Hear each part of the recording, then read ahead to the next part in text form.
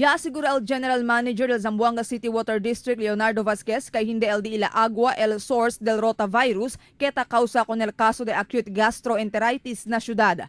Asugon kun Vasquez, regularmente sila ta sa kasample del di ila agua para chequea si limpyo ba este o kontaminawa.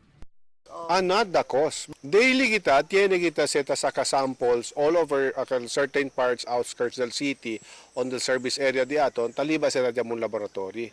So daily se check ya kami el chlorine content de si tiene ba si mga coli, tiene ba si mga bacteria. Daily kita sa tase. Now aratamen el planta di aton complete man kita laboratory amo kita tan inject el chlorine ali. Gas chlorine man kita tausa. Limpyo según el agua kita distribuye sila na diila mga konsumidores. Posible según ta kada kontaminaw el agua si talye este na mga container.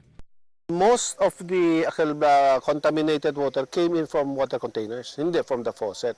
Kaya kami, el water district, once pasa sa metro, no pwede may mamang kami control kanila. Siya pone sila sa overhead tank dila, siya pone to sa container dituyo, so no hay mas el water district. Limpyo también según el agua ta vende sila na diferentes mga water refilling station na syudad. Tadehay según sila na BIFAD y otro concern ahensya para chequea si limpyo pa ba syempre el agua ta vende el mga water refilling station na mga gente. Ese na BIFAD siguro kay once kumpra sila ka namun agua, pasa sila or saka sila na well, so no ay makakami control kanila. Anything after the water meter, el del consumer siya katselpan.